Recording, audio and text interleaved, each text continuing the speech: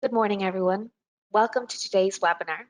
We'll be starting shortly, but first I'm going to do a quick sound test to ensure that we're all set up and ready to go.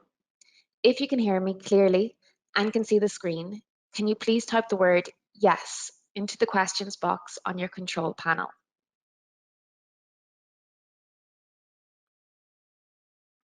That's great. We're getting some yeses coming through. So now you can just get settled in and the webinar will start in under 5 minutes. Thank you.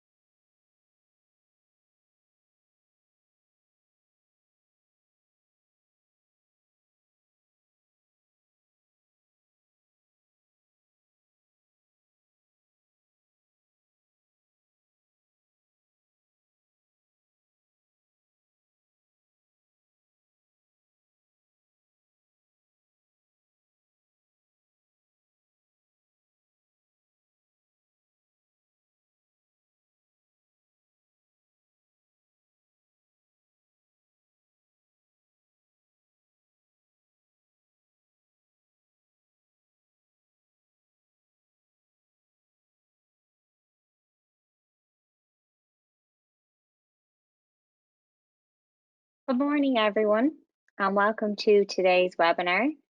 For those of you who have just logged on, we've already completed a sound test, and thank you very much to anyone who helped out with that. If you do have any issues with the sound, please just type it into the question box and we have someone designated to get back to you.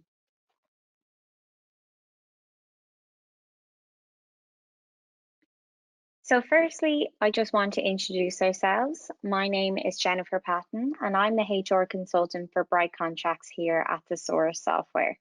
And joining me today is Laura Murphy, who is the Chief Human Resources Officer at Thesaurus Software and an additional point of contact for Bright Contracts. Please note that this webinar is being recorded and all attendees will receive an email later today with a link to the recording. So it's no problem at all if you do need to leave at any stage. If you do have any questions, you can type them into the questions box on your control panel at the side of the screen, and we will try to get through as many questions at the end as possible. Also, in the follow-up email, there will be a copy of today's presentation slides that we are using. So first up on the agenda for today, we will look at the recent change to the COVID secure guidelines from 14 safeguards to 6, as well as the vaccine policy. Next, we will be looking at all things hybrid working and redundancy. And then finally, we will look at annual leave post-COVID and statutory sick pay. As I previously mentioned, at the end of the webinar, we will have a questions and answers section where we can answer any questions that you may have on what we run through today.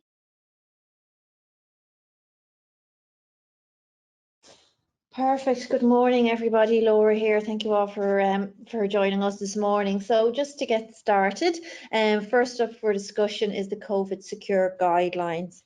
As you're all well aware at this stage, back in February, the government published the roadmap out of lockdown for England, which was initially due to see a cautious but irreversible lifting of all the legal limits on social distancing for the 21st of June in 2021. And the roadmap was divided into 4 key steps, and each step to be triggered depending on and subject to the COVID data available at that time. So in line then with England moving into step 4 and the removal of most of the COVID-19 restrictions, the government also updated its guidance, its COVID secure guidance in relation to workplace safety. So we just want to take a look at what was that change when they brought that in back in July, those changes. Previously, we had quite a lot of guidance. We had 14 separate different guidance documents, depending on which workplace you were working on. But they've all now been replaced by just 6 new sector-specific guidance. So it's pared back very much. Guidance on social distancing, working from home and reduced occupancy has all now been dropped for England only and replaced with 6 priority actions. And we've listed the 6 here. So it's health and safety, your risk assessment, ventilation, cleaning, preventing office outbreaks, providing check-in facilities, and communication and training. So just to look at them in a little bit more detail as to what does each one of them mean in terms of what you need to do in your workplace. The first being your health and safety risk assessment. Now at this stage, you've more than likely done this a couple of times over the last 18 months or so, and it's something then now that you need to do again if you haven't done since July, and it's something it's continuously should be looked at, so that you're reviewing your risk assessment based on the changing guidance in your area and depending on what that might be. So if you haven't already done your risk assessment, now is probably the time to revise it. And also in terms of health and safety risk assessment, it's just good to be aware that you should also speak with any clinically extremely vulnerable workers who are returning to the workplace, just to make sure that you know what they need and that you're able to make that accommodation. Make accommodations for them. Jennifer, I believe that the HSE, that there's some good guidance on the risk assessment. There is. So on the HSE website, as you can see here, they not only have risk assessment documents, but they actually do have some really informative videos as well. So I would highly recommend that you consult the website when looking at your organization's health and safety, because all of their documentation is there to help you as the employer, to help keep your employees safe as they return back to the office. So we'll actually link some of the really useful ones in the follow-up email as well. Some of the ones that we would probably put in will be in relation to your risk assessments, your ventilation, etc. So we'll link some of those in the follow-up email.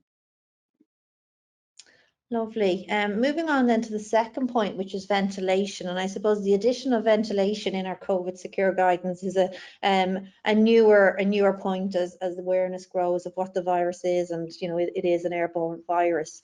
So as an employer now, you really must continue to ensure that you have got good or adequate ventilation in your indoor spaces.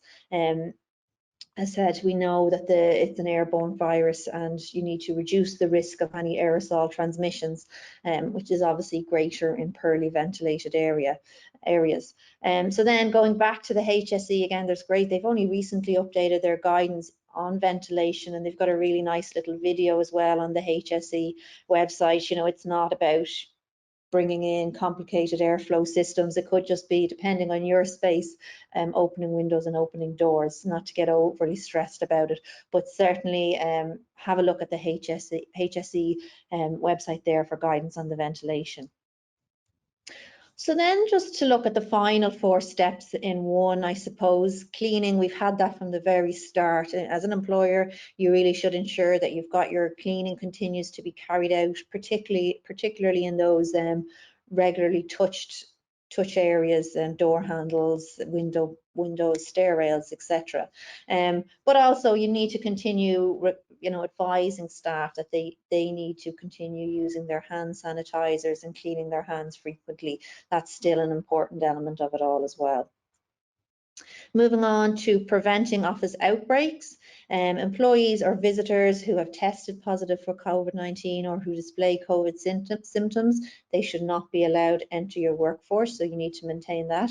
And then in terms of how do you deal with somebody who maybe is in the workplace and then starts to display COVID symptoms, you need to have a procedure in place as to how that is handled. What does that employee need to do? And you should refer back to previous guidance, because the guidance has always been in place there in terms of what you need to do to get that employee off your premises, I suppose, as quickly as possible. You need to maintain check-in facilities, so continue to collect customer data, customer contact details, as well as maintaining employee details in relation to what employees were in on certain days, and that will, continue to assist with the test and trace system. So that's still very much in play as well. And lastly, your communication and your training, extremely important. You could have ticked all the other boxes and you've all these lovely things and policies in place, but if people don't know what's expected of them or know how to react in certain situations, well then it's, is it all for naught? So training and communication, that's ongoing. We're all having to do that on an ongoing basis. So just maintaining that as well. Thank you, Laura. From hearing those 6 actions, you're probably wondering, what can businesses and employers do next? And our recommendation is that for now, employers should really focus on these new 6 key steps and continue to revise their COVID secure guidelines policy on a regular basis, because as we move towards the end of the year, things will naturally change again. So just always making sure that you revise your COVID secure guidelines, that it's always up to date for your employees. And this brings us on to then our vaccine policy. And this again is obviously another topical area, and again changing day by day. So we thought that we'd actually approach this section as a Q&A, which covers some of the questions that you might have about the vaccine policy and how to implement it. So the first question is, can you ask an employee if they have been vaccinated? So while employees aren't obliged to provide personal medical information, in the case of COVID, there has been some scope for employers to request this information, but employers do need to be mindful that medical information is considered special category data and must be cautious when requesting this data. And the ICO has actually issued guidance on this specific topic, so it's well worth taking a look at if you're going to seek this information from your employees. The second question then is, can you insist that an employee be vaccinated? 22nd of July of this year, Cova vaccinations weren't compulsory, but recently the Health and Social Care Act 2008 has actually been amended, which makes it compulsory for a person working or providing professional services in Care Quality Commission registered care homes to be fully COVID-19 vaccinated unless they have a medical exemption. But for those working outside of this industry, there is still no basis to require them to be vaccinated. But we just wanted to give you a little bit more information in relation to the mandatory vaccination side. So the purpose of this regulation, which will only apply to England, it comes into force on the 11th of November 2021. But there has actually been a 16-week grace period provided, with the 16th of September being the last date for care workers to get their first vaccine, so that they're fully vaccinated before the regulations come into force on the 11th of November. And very positively, the government actually estimates that by the time the vaccine becomes compulsory in November, approximately 87% of the workforce will have received both doses. So we really hope that everything will obviously go to plan and we see that estimated number becoming a reality. Yeah, I think, Jennifer, as you're going into Q&As there, I think there are certainly many questions surrounding the vaccine, and I certainly know in kind of HR blogs and whatnot, the vaccine has dominated over the last few months. And I suppose when I read them and following them, the one thing that comes out again and again is for employers is the importance of having a vaccine policy. And this really allows you to set out what your thoughts and your style is in relation to the vaccine. Having a vaccine policy, it can promote that employees it can promote that employees get vaccinated. Whilst you can't force them to get vaccinated, with the exception of the healthcare workers, but you can promote them. So using, a well-worded vaccine policy could provide your workforce with a list of resources or places where they can obtain further information, which, explain details of the vaccine program. So ultimately, you're helping them make an informed decision. Your vaccine policy may also reassure staff around the practicalities of getting vaccinated. For example, will they be paid time off to attend their vaccination appointment? Or what would happen if they're suffering side effects as a result of getting the vaccine and need to take sick leave? And will you pay them? Will that be considered as paid sick leave? So that's a good opportunity to clarify them. And also, it's also a good opportunity to clarify how you would like to see employee discussions around the vaccine. Some workplaces, employees may be discussing their vaccine status, and it might be a place to remind people that that's not an open discussion, or some people may not feel comfortable revealing their vaccine status. So that could be a good way to get ahead of any kind of issues that come there. But overall, across the board, the guidance for employers, or the suggestion for employers, is definitely to get a vaccine policy in place. So we're just moving on then from COVID secure and vaccine to redundancy. So as you all know, the CJRS, the Job Retention Scheme, has now entered its final month, and it will be coming to a close on the 30th of September. And with the scheme coming to a close, companies are unfortunately now faced with a possibility or a decision in some situations as to whether or not they need to make redundancies. And I think looking at kind of releases and guidance from ACAS, they've definitely said that the pace of redundancies across the UK has accelerated now, and their phone lines in fact have increased. Their redundancy related queries to the ACAS phone lines have increased over 160% this year compared to 2019. So certainly it is a hot topic that's gaining traction, and unfortunately over the next few months we probably will see a few redundancies. So if redundancies must occur, then we see the following steps as having to be adhered to by employers. So we have collective consultation, non-collective redundancy, notice of termination, and redundancy payments.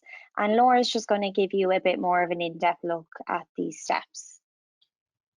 Yeah, so we'll start off with collective redundancy. I'm not sure if it'll apply to many people we have on today, but just to say briefly, if as an employer, if you're proposing to make 20 or more employees redundant in one establishment within a 90-day period, then collective consultation and collective redundancy is going to apply, and that should be done through consultation with a trade union or a representative. For any employers who collective redundancy does apply to and who wish to make redundancies by the end of the furlough scheme, really in order to have that 30-day consultation period, they should have commenced their collective redundancy consultation by the 31st of August, just gone. So that should be happening ongoing at the minute. But if we move to non-collective redundancies, Jennifer. So for non-collective, which is probably applicable to some of our attendees today, this is where you're making redundancies on an individual level, so less than 20 employees. So in this case, you should aim to avoid compulsory redundancies, whether it be through voluntary redundancies, agreed short-time working, or any other flexible staffing arrangements. But when doing this, you should also carry out a consultation with every employee individually. So the consultation needs to be meaningful, but your plans are not finalised at this stage, which is a really important thing to note. They're not finalised. But then next is selecting your staff for redundancy. So here, employers really need to ensure that they use fair and objective criteria. Ideally, any of the employees at risk should all be put in a selection pool and assessed on the same criteria. So whether that's their standard of work, their experience or qualifications, or their disciplinary record. to be honest, selecting those on furlough over other employees, it's not going to be seen as the fairest option, as these employees may have been parents with childcare issues or individuals with disabilities. So you could actually be opening yourself up there to a risk of direct or indirect discrimination claims. So just to tread very carefully when you're looking at making redundancies. Okay, so once you've gone through that consultation period and you've selected staff who are to be made redundant, you now need to give those employees notice of their redundancy. So the statutory redundancy notice periods would be at least 1 week's notice if employed between 1 month and 2 years. 1 week's notice then for each year of service between 2 and 12 years, and then any service beyond 12 years, it's capped at 12 weeks notice. However, it's always advisable to check your contracts of employment because your contractual notice agreed may be different to statutory notice. Where your contractual notice is greater than statutory notice, your contractual notice will apply. However, on the other hand, where your contractual notice is less than statutory notice will apply. So just then, in terms of the pay during the notice period, what should an employee be paid? And hopefully you'll follow with me on this one because it gets a little bit complicated, but please do ask any questions. So we know now anyway, since last December, that if employee is working their notice period, they can't be on CJRS. You have to pay them, and you should be paying them in full or at their normal rate of pay. And certainly if the notice in the contract of employment is the same as statutory applicable notice, you'll be paying them 100%.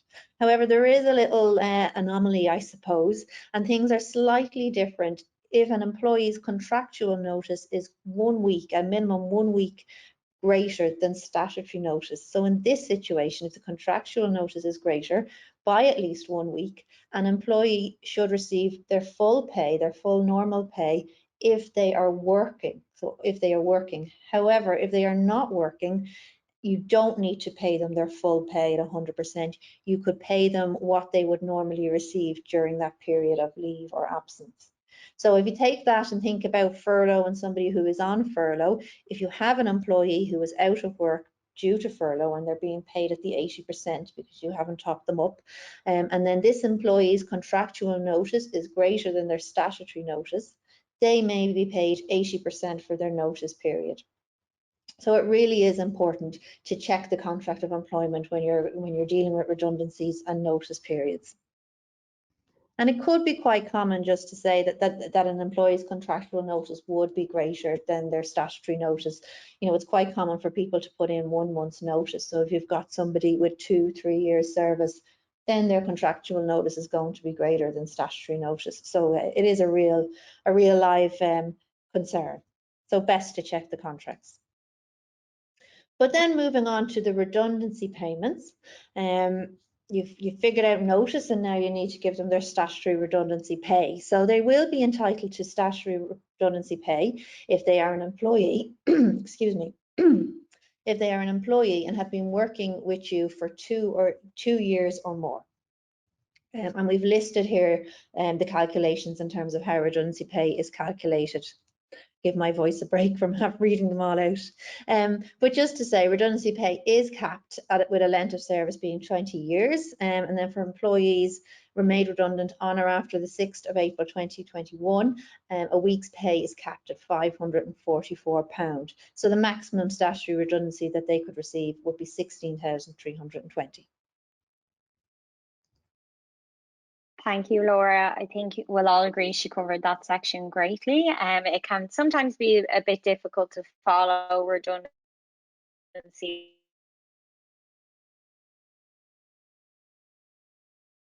Thanks very much.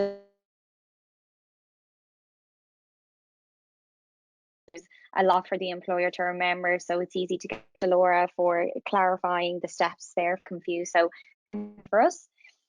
So next now we're going to move on to the hot topic, with obviously I'd be familiar with it being referred to as flexible working.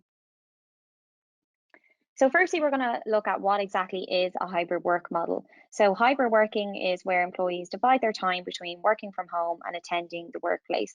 So for example, the arrangement possibly will involve an employee working from home 2 or 3 days a week and attending the workplace on the remaining days, which is probably what most employees are doing at the moment as we navigate our way through the rest of the year. But when it comes to hybrid working, I do want to point out that there is no one size fits all. There's no right or wrong approach. There are various different types of hybrid working arrangements, and what will work for one organization isn't always going to necessarily work for another. So where we are at the moment, it may actually be a case of trial and error for an awful lot of companies before they can really know what's best for them and their employees. Okay, so we might go back to a few Q&As on this one as well, Jennifer, and we'll just look at some of the commonly asked questions. So firstly, is there an automatic right to hybrid working? Ultimately, as an employer, it is your prerogative to decide what's best for your business and your employees as to whether or not you want hybrid working or whether or not it suits your business. But it is just worth noting that there is existing legislation in place in the UK, and it's been in place since 2014, but all employees with at least 20 weeks continuous employment are able to make a statutory request for flexible working, which as an employer you must reasonably consider, and there's a series of steps and timelines that you must follow in relation to dealing with a request for flexible working. But in relation to more generally, hybrid working, it's always what's best for your company, what's going to work for you and your business needs. If you did decide then if you were going to implement a hybrid working, should this be in writing? And I would absolutely say yes here. Hybrid working arrangements, whether it be 2 or 3 days in the office or at home, they definitely should be noted in writing. You want to be sure that you're avoiding confusion. You want to just provide clarity in the working arrangement, what's in place. Is it a trial period that you're going to put in place? And ultimately, you just want to avoid any disagreements or potential employment law disputes down the line. So if you are putting in hybrid working, do really consider putting that in writing and getting agreement with employees. Thanks, Laura. And just off the back of that, we know that there's obviously a lot of benefits and challenges to hybrid working, which might make employers a little bit hesitant into looking at implementing such a model. So we've actually come up with a bit of a checklist for employers on how to navigate through implementing a hybrid work model in their business. So we've done it out in 5 steps here. And so the first step is to look at what works best for your organization. And as I previously said, hybrid working isn't going to be the best option for everyone. So you do need to think carefully about what your organization has learned during the pandemic, how your employees felt about it, and seeing if hybrid working appeals to your employees. And if it does, then you need to think about, well, what would be the best blend? Would it be more home working or more time in the office? So you just need to really look at what's best for your organization. Step 2 then is to communicate your intentions. So once you've obviously worked out what could work for your business, you need to make sure that you communicate your plans to your employees. Open and honest communication is the key to implementing a hybrid work model. I can't stress that enough.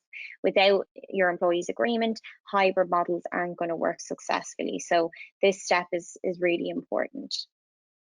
Step 3 then is your written agreement. So as Laura mentioned, having written agreements in place with your employees, it will be really valuable because it not only communicates what's expected of them, but it can also help to avoid any confusion and any possible future disputes. Then step 4 will be implementing your hybrid policy. So your hybrid policy should detail the split between attending work and working remotely. And with the government guidelines on safe working constantly changing in response to the pandemic, hybrid policies do need to be reviewed much more regularly than your other company policies. So it's really important to bear that in mind. And then your final step of the checklist is to just always refer back to your company's COVID secure guidelines. Because as you've seen at the beginning, where we discussed from the guidelines went from 14 to 6, I'm sure as time goes on, the 6 may change to whether it may be to 4 or to 2 or to none. We just don't know what's going to happen. So it's always important to refer back to your COVID-secure guidelines, adapt it to whatever changes there is at the time from government, and just consistently making sure that that document is as up to date and accurate as possible. And so now we're going to move on to annual leave, because with the pandemic, employees may have been on furlough, meaning that they weren't working, but it is important to note that while they may have been on furlough, they were still accruing annual leave, because the contract of employment does still continue during this period. So employees may actually have an awful lot of annual leave to take once they return to the office. And while employees are permitted to take annual leave when they're on furlough, without their furlough period coming to an end, they may choose to take the annual leave when they return. But if employees do choose to take their annual leave while on furlough, it is up to the employer to top up their pay to 100% of their normal wages if they are receiving reduced pay while on furlough. So that's just important to note there. But employers may actually wish to require their employees to take annual leave during furlough. So for example, to avoid a buildup of leave that employees will need to take when they are back at work, which is definitely a reality that might happen. So managers should be aware of the company's approach to annual leave for the period of furlough before making any decisions or approvals of annual leave. And standard employment law provisions do state that employers can require employees to take annual leave, but this is as long as they give twice as many days notice as the period of leave that the employee is looking to take. So for example, if you as the employer are requiring your employee to take 2 weeks annual leave at a certain time, then you must give the employee at least 4 weeks advance notice, or whatever is outlined in the contract of employment that you have stated if your employee is required to take leave.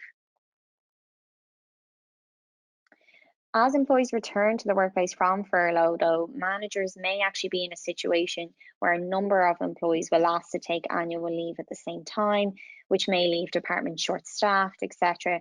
So particularly when they have to use leave before the end of the year, I'm sure many employers see the same thing. There's an influx of annual leave requests, and it can be hard for managers to deal with. But where possible, managers should allow the leave, but they do need to ensure business continuity. So that's really important as well. And Laura actually has some interesting stats from ACAS. Yeah, just an interesting one there that I read. ACAS has found that around 4 in 10 British employees, so 39%, have taken less paid time off work during the pandemic compared to before it started. So I think that would suggest definitely that there's an element, a percentage of the British workforce who have quite an amount of accrued leave built up there and will be looking to take it. And it's probably just a good time to say, to remind us, as you're all probably aware, that the working time regulations were amended way back again at the start of the pandemic, but they were amended to allow employees to carry over their 4 weeks annual leave for a period of 2 years. Because they were not able to take it due to the demands and the effects of coronavirus. So it seems like there will be definitely a cohort or an amount of employees who will be carrying over some annual leave. But I think there's also an onus on those employers to remind their employees that they have annual leave and they should take it, and that we all need a break and we all need to rest as well. But I think that brings us on then to statutory sick pay and isolation, probably an area that's there's a few questions on. But just initially to say, we have SSP and that employers, if they meet that eligibility criteria, and SSP is for 28 weeks, apologies, at 96.35 a week. And employees would be entitled to, assuming they meet the other eligibility criteria, they'd be entitled to receive SSP if they are self-isolating because they have obviously tested positive, or they've been notified by the NHS or a public health authority that they're a close contact and need to self-isolate. And of course, you know, there are exceptions to that. Since the 16th of August, for those who are fully vaccinated, they do not need to self-isolate, but they do need to have their COVID tests. And finally, then employees would be entitled to SSP if they're advised by a doctor that they need to isolate because they may be going in for a procedure or surgery. But it is just important to note that employees are not entitled to SSP if they're in self-isolation or quarantining after travelling abroad, and they cannot work from home. So if they've been on holidays and they need to quarantine, then they wouldn't be entitled to SSP. Hopefully they could work from home or other arrangements could be made. Thanks, Laura. And so finally, we are coming to the end, and don't worry, the Q&A is near, I promise. We just have this very small section to go because obviously we've talked a lot about having policies in place, implementing written agreements, and a lot of what we have mentioned we actually have available in our Bright Contracts software. And if you are a Bright Contracts user, you can not only view this content, but you can print it, export the documentation to your employees, but also there is a connection to BrightPay Connect there, in that you can upload your documents to their Connect profile easily. So I'm just going to go through first in relation to hybrid working. So we have template hybrid working letters available on the Bright Contracts website, so not in the software, on the website, which can be downloaded and edited to suit the business arrangements that you have made with your employee. So they're available on the website and will be linked in the follow-up email also. Then we've also recently updated our handbook. So this will include a hybrid working policy, and this can be found under the terms and conditions section of the software. All of the handbook sections in Bright Contracts are editable as well. So if there was anything that you wanted to add, or if there was a line that you found wasn't applicable to your business, you can easily edit it there. We will also be making additions to the contract of employment section of the software, and this will actually be live tomorrow. So when you go into the employee's contract, you will actually be able to tick if the employee will be undertaking hybrid working. And as you can see here in the image, we have some suggested text for the clause around the hybrid arrangement. So this is entirely up to you what text you would like to appear. It's not fixed text, but we have some suggested text there that we think would be suitable for the hybrid working arrangement. So as I said, this will be live tomorrow. So if you keep an eye on our LinkedIn, Facebook or Twitter, we'll be communicating it there the moment that it is live. Our software also includes a COVID secure guidelines policy, which we've obviously updated recently to reflect the new 6 guidelines. So this is available again under the terms and conditions section of the handbook. And we've already discussed how important the vaccine policy is, and we actually have a vaccine policy again under the terms and conditions section as well. But if you'd like any further information on anything that we have in the software or any other queries, please don't be afraid to fill in our survey at the end of the webinar, and we will get back to you all individually. The guidance for employers of the city. I think that brings our presentation element of today's webinar to a close, and we certainly covered a lot of information. I hope you found it useful. We will send out an email, follow-up email later today, and we'll include a copy of the slides, a link to today's recording, and some of those links to the HSE guidance and information that we mentioned earlier as well. Of course, just to repeat what Jennifer has said, there's a lot of great solutions in the Bright Contracts software. So if you would like a demo or any further information, please drop us a note. We'd be happy to help there with all that as well. And I think we have another webinar coming up towards the end of November as well. Yes, we do indeed. So our next webinar will be on the 16th of November, and this webinar will actually be a look back at the year that was in relation to all the employment law changes and additions that we've all seen over the last year as a result of COVID-19. So we'll actually be opening up registration for the webinar later today. So we'll have the sign-up details in the follow-up email, but you can also register your interest in the poll at the end of the webinar as well, and we can gather your details and sign you up for the webinar as well. But it'll definitely be a great webinar with lots of great information, lots of employment law updates that we have seen, just to make sure if you missed any, that you're still on top of things. So I'd highly recommend that you sign up for that as well. Perfect. And so now it's time for, sorry, Laura, No, I was go getting a ahead. bit ahead of her there.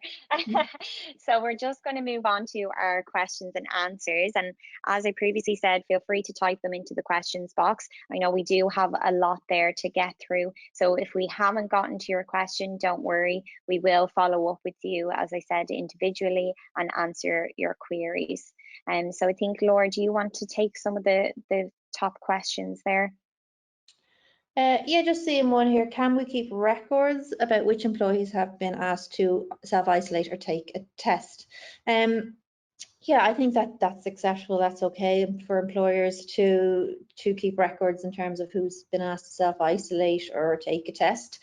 Data protection obviously is very important, and it's important that you're compliant with that. And I know, as we said earlier, that the ICO has good guidance in terms of keeping these records.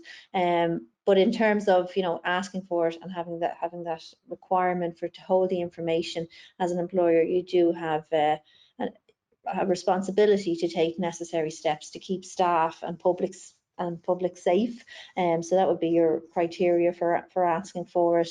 And of course, if an employee has contracted coronavirus at the workplace, employers must report this to the health and safety executive as well.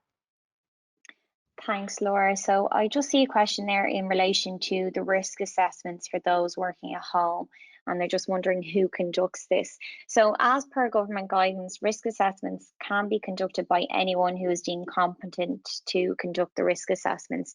So for example, someone in your HR department may have done some of the online training or looked at some of the guides on the HSE website and know how to do the risk assessment with the employee. So they'd be deemed as someone who's competent, or it might be a manager, etc. So really anyone who's familiar with the relevant documentation for assessing the risks can undertake that. But then on the back of that, I just see someone has asked, how can you define who can work where? So who can work in the office and who's at home? And I really think how much does an employee need to collaborate with the other people in their team needs to be considered, and should newer employees or recently promoted ones or those with maybe performance problems be on site to get better support from their team and from their direct manager. But then you also may have some employees as well who have children or others at home who need their help. So it's very different. Everyone's going to have different circumstances, different situations, so it's just really about having that open communication with your employees there, seeing what would work for them. If you think that they might benefit from 1 or 2 days in the office, communicating why, whether, as I said, it's for support purposes. So just make sure that you have that open and honest communication, and then you can both work out then which will be the best working arrangement for that employee. Yeah, just see another question coming in there. Are employees under the age of 18, is there an exemption that they're not entitled to redundancy? No, that's not actually the case. There's no lower or upper limit in relation to age and redundancy entitlement. The criteria would be that once you have the 2 years service and you are an employee, that you're entitled to redundancy. So there's no age limit on them. There is the age brackets in terms of what that redundancy pay will be, as we've already gone through, but no upper or lower limits in terms of age there. And then just a question in terms of an employee who doesn't want to return to work, and what can you do? Yeah, I think that there's a contract of employment there at this stage now that we're back and we're able to come back, and there's the restrictions on social distancing and mask wearing, etc., have been removed. You know, that guidance to work from home isn't there anymore. So we're going back to our old contracts of employment where there was, you know, an obligation to come into the workplace. Obviously, as an employer, if I have this situation, my first thing is to talk to the employee and see what their concerns are. You know, it's open dialogue and being transparent. You know, and then being able to address the concerns that the employee has. You know, is there a particular concern, and what can you do? Are there reasonable adjustments that you can make? Being able to show an employee, well, we have created a secure work environment, we've met the secure guidelines, we've put these procedures in place, this is what we have in the workplace to ventilate and clean and everything that we're supposed to do. So it's through dialogue, it's through accommodation. Can you, you know, is it that you want to travel on public transport? Do you change their hours?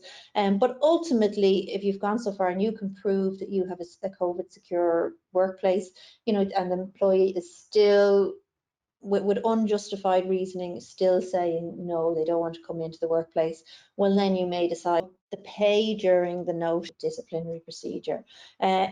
Going through that, I would just say make sure you go with extreme caution in entering any kind of disciplinary procedures. Any of the cases that we're starting to see some case law come through now, with the COVID related case law coming through the tribunals. And I haven't seen one case that has been ruled in favour of the employer. There's very much the sense that it's for the employee, and employers need to be really seen to be accommodating as much as they can. So I would really say just try and work with the employee on that one. Thanks, Laura. A really great question that is coming up here is, can I use the NHS Cova pass to check my employee's coronavirus status?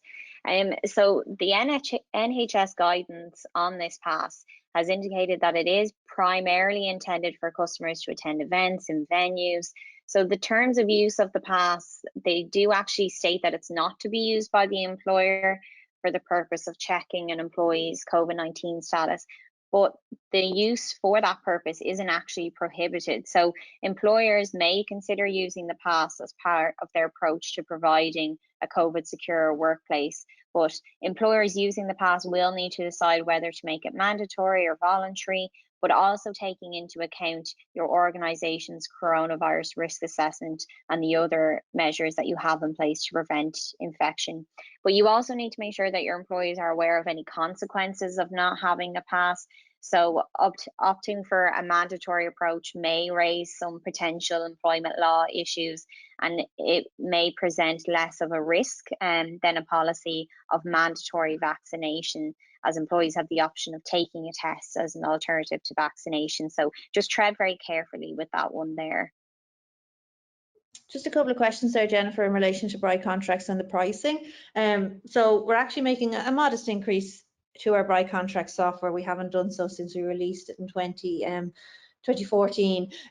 So the price will go to $199 for a standard license and $299 for a bureau license, but that's going to take effect from the 1st of October. So if you want to get it at a current pricing of £99 for a standard license, you have a couple of weeks to get it at that rate before it increases. And of course, if you're looking to download it, it's bricontracts.co.uk. Thanks, Laura. And I just see a question there in relation to sick pay. So if an employee is advised to self-isolate to avoid the risk of spreading coronavirus, are they entitled to sick pay? So the straightforward answer here is yes. And even if they aren't ill, they are still entitled to it. But on the back of that, I just see the next question after that is, does an employer commit an offence if their worker is required to self-isolate but attends work?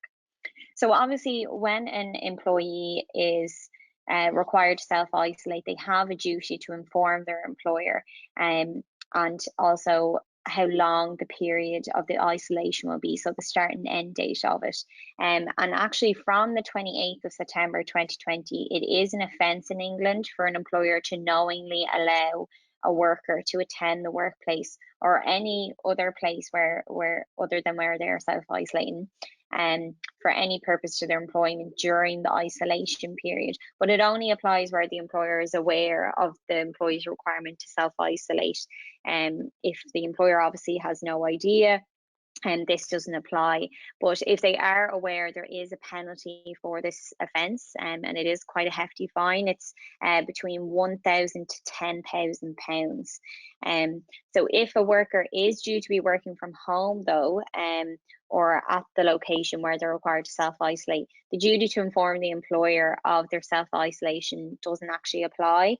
And employers can require their worker to work remotely or at the location where they're self-isolating for their period of isolation. So that's just important to know the distinction there between when they are allowed to work and when they can't, and knowing the fines, unfortunately, if you knowingly let your employee come into the workplace when you know that they should be isolating. Thanks, Jennifer. I think we've gone to most of the questions. Apology if we've missed a question, but I think we will leave it there for today. Thank you all very much for attending and for your time. And as you've mentioned earlier, we will be sending out a follow-up email later on. So thank you very much. Thank you very much, everyone, for attending, and thank you very much to Laura for presenting this webinar with me today. And as she previously mentioned, we hope you found it useful. So thank you very much and have a great rest of your day.